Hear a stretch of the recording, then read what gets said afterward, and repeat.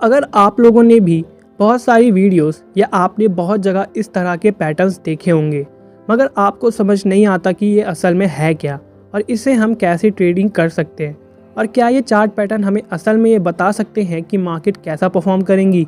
जी हाँ, ये chart pattern आपको ये बता सकता है कि मार्केट कैसा परफॉर्म करेगा।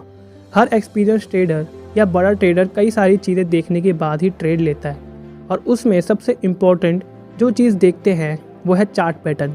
तो बेसिकली चार्ट पैटर्न 3 तरह के होते हैं। पहला रिवर्सिबल पैटर्न, दूसरा continuation pattern and neutral pattern. और आज की इस वीडियो में मैं न्यूट्रल पैटर्न के बारे में आपको बताऊंगा और समझाऊंगा।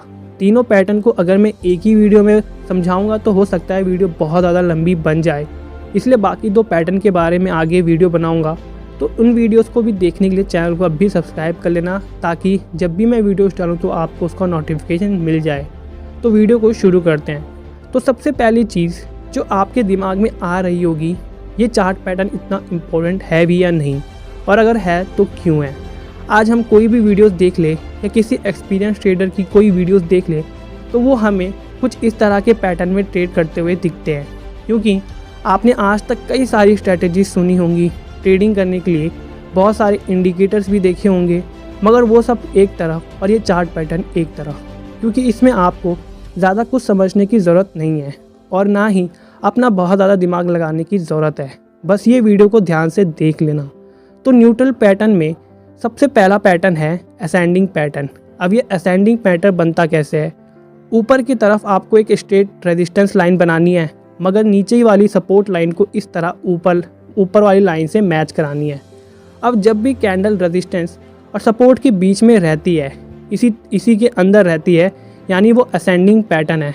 जैसे आपको स्क्रीन पर दिख भी रहा होगा, कैंडल पहले रेजिस्टेंस तक गई, फिर सेलर्स ने मार्केट को नीचे तक ले गए, मगर कहाँ तक? जहाँ उसे पहला सपोर्ट मिला। अब सपोर्ट मिलने के बाद बायर्स अब मार्केट को ऊपर ले गए, अगेन कहाँ तक? जहाँ पर रेजिस्टेंस लाइन है। फिर वहाँ से अगेन नीचे आएगा, लेकिन अब की बार सपोर्ट थोड़ा ऊपर बनेगा, पहले वाले सपोर्ट लेवल से ऊपर, कुछ इस तरह से बनेगा। अब ये है न्यूट्रल पैटर्न। अब न्यूट्रल मतलब है कि मार्केट यहाँ से नीचे भी जा सकता है और ऊपर भी जा सकता है। जब कैंडल रेजिस्टेंस वाले लेवल को ब्रेक करेगी, जो ये स्ट्रेट लाइन है, तो मार्केट ऊपर की तरफ जाएगा, और हो सकता है कि थोड़ा सा ऊपर जाने के बाद वापस रेजिस्टेंस लेवल पर आए, और फिर वहाँ से अगेन एक लंबी जंप लेगा ऊपर तक। और उसके अपोजिट होगा जब कैंडल सपोर्ट वाले लाइन को ब्रेक करेगी, तब मार्केट नीचे जाएगा। और वही सेम चीज़ होगी कि मार्केट हो सकता है एक बार वापस सपोर्ट वाले लेवल पर आए, फिर वहाँ से बहुत नीचे चले जाएगा। जैसे हम एग्जांपल देखें तो यहाँ देखो कि एक बहुत ही लॉन्ग कैंडल ने रेजिस्टेंस को ब्रेक किया और मार्केट ऊपर गया।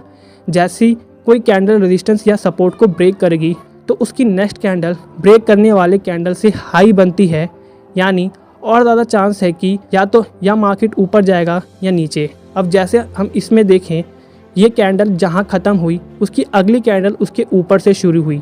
ये एक बहुत ही स्ट्रॉन्ग इंडिकेशन है कि अब मार्केट ऊपर जाएगा। इसमें आपको एंट्री इस कैंडल से लेनी है और स्टॉप लॉस आपको सपोर्ट लेवल पर लगाना है। अब इसमें देखो कि कैंडल ने सपोर्ट लेवल को ब्रेक किया और थोड़ा नीचे गई, अगेन थोड़ा सा सपोर्ट लेवल तक आने की कोशिश की और फिर वहाँ से नीचे तक गई। और एंट्री आपको कब लेनी है? जब कंफर्म कैंडल बन जाए, तो उस कैंडल से आपको एंट्री लेनी है। आप ब्रेकआउट कैंडल से भी ले सकते हो, मगर ज़्यादा बेटर है कि नेक्स्ट कैंडल से लो। और स्टॉप लॉस आपको रेजिस्टेंस लेवल को लगाना है, और टारगेट आपको 1/2 या फिर 1/3 का रखना है। तो ये है असेंडिंग पैटर्न। अब इसमें नेक्स्ट है डिसेंडिंग पैटर्न। इसमें सपोर्ट लेवल सेम है, मगर रेजिस्टेंस लेवल चेंज हो रहा है, नीचे की तरफ आ रहा है। असेंडिंग में रेजिस्टेंस लेवल सेम था और सपोर्ट लेवल बढ़ रहा था, मगर असेंडिंग में रेजिस्टेंस लेवल सेम था और सपोर्ट लेवल बढ़ रहा था। ये फ़र्क है असेंडिंग और डिसेंडिंग में।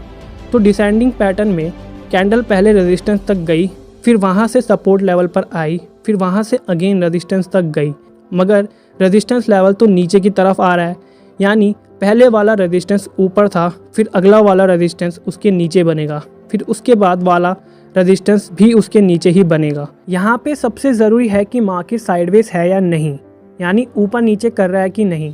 अगेन ये न्यूट्रल पैटर्न है, तो कैंडल नीचे भी जा सकती है और ऊपर भी। तो अगर रेजिस्टेंस लेवल को ब्रेक करेगी तो मार्केट ऊपर जाएगा, और सपोर्ट लेवल को ब्रेक करेगी तो मार्केट नीचे जाएगा। जैसे इसमें देखो कि कैंडल ने सपोर्ट लेवल को ब्रेक किया और वहाँ से नीचे ही जाता गया। अगेन इसमें भी हो सकता है कि थोड़ा सा नीचे जाने के बाद वापस सपोर्ट लेवल तक आए, और अगर सपोर्ट लेवल तक आएगा यानी ये बहुत ही स्ट्रॉन्ग हो जाएगा कि अब मार्केट बहुत ज़्यादा नीचे तक जाएगा।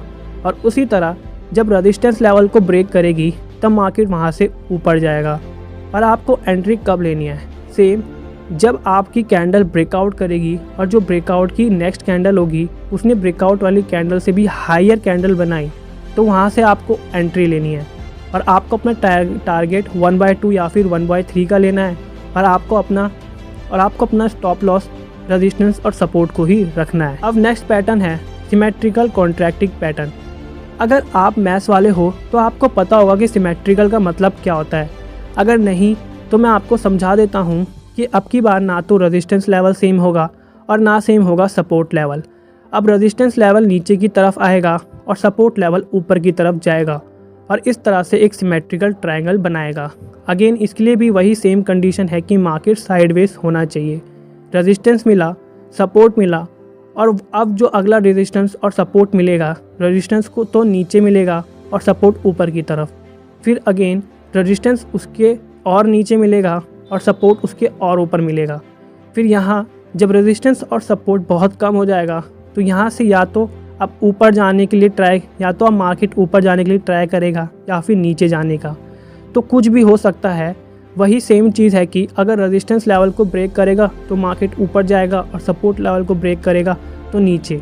जैसे यहाँ देखो कैंडल ने रेजिस्टेंस लेवल को ब्रेक किया और यहाँ से मार्केट ऊपर गया, और कंफर्मेशन के लिए जिस कैंडल ने ब्रेक किया उसकी नेक्स्ट कैंडल ने उसको भी ब्रेक किया, यानी यहाँ से ये पक्का हो गया कि मार्केट ऊपर जाएगा। मार्केट थोड़ा ऊपर गया मगर वापस रेजिस्टेंस लेवल पर आया और फिर बूम कितना ऊपर तक गया मार्केट, आप खुद देख सकते हो। ये एक परफेक्ट एग्जांपल है सिमेट्रिकल कॉन्ट्रैक्टिंग पैटर्न का, और इसमें आप एंट्री यहाँ से भी ले सकते हो, मगर आप कंफर्मेशन का वेट करते हो तो इस कैंडल से आप एंट्री ले सकते हो। और स्टॉप लॉस आपको सपोर्ट लेवल तक रखना है जो यहाँ पर होगा, और सिमिलर जब नीचे की तरफ होगा तब जो नेक्स्ट कैंडल बनेगी वहाँ से एंट्री लेनी है। स्टॉप लॉस आपको रेजिस्टेंस लेवल को रखना है और टारगेट आपको वही रखना है, या फिर टारगेट आप खुद का भी चूज़ कर सकते हो। अब लास्ट न्यूट्रल पैटर्न है सिमेट्रिकल एक्सपेंडिंग ट्रायंगल।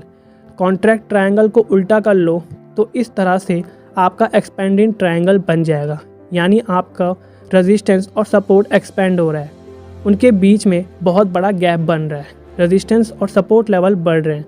अब इसमें आपको रेजिस्टेंस और सपोर्ट लेवल को ब्रेकआउट होने का भी वेट करने की ज़रूरत नहीं है, आप इसी के बीच में भी ट्रेड ले सकते हो। जैसे अगर कैंडल रेजिस्टेंस लेवल तक गई तब एंट्री लेना और स्टॉप लॉस ऊपर थोड़ा ले लेना और टारगेट सपोर्ट लेवल तक रखना है। सिमिलर सपोर्ट लेवल से एंट्री लेनी है, स्टॉप लॉस यहाँ स्ट्रेट लाइन होती है तब उसके अकॉर्डिंगली रख लेना और टारगेट रेजिस्टेंस लेवल तक रखना है। और अगर रेजिस्टेंस और सपोर्ट लेवल को कैंडल ने ब्रेक किया तब आपका और ज़्यादा चांस है बड़ा प्रॉफिट करने का। तो ये है न्यूट्रल चार्ट पैटर्न, जिसमें आपको 4 चार्ट पैटर्न्स दिख जाएंगे। और न्यूट्रल पैटर्न का मतलब होता है कि या तो मार्केट यहाँ से ऊपर जा सकता है या फिर नीचे जा सकता है।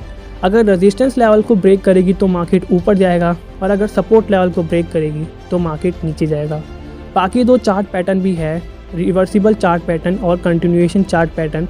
रिवर्सिबल का मतलब होता है कि यहाँ से मार्केट नीचे जाएगा, और कंटिन्यूएशन का मतलब होता है कि मार्केट ऊपर जाएगा, जिनके बारे में आगे मैं वीडियोस लाऊंगा। और अगर आप वो वीडियोस देखना चाहते हो तो चैनल को अभी सब्सक्राइब कर लेना। और अगर शेयर मार्केट या ट्रेडिंग के बारे में अच्छे से जानना चाहते हो तो मेरी बाकी सारी वीडियोस भी देख लेना और चैनल को भी ज़रूर सब्सक्राइब कर लेना।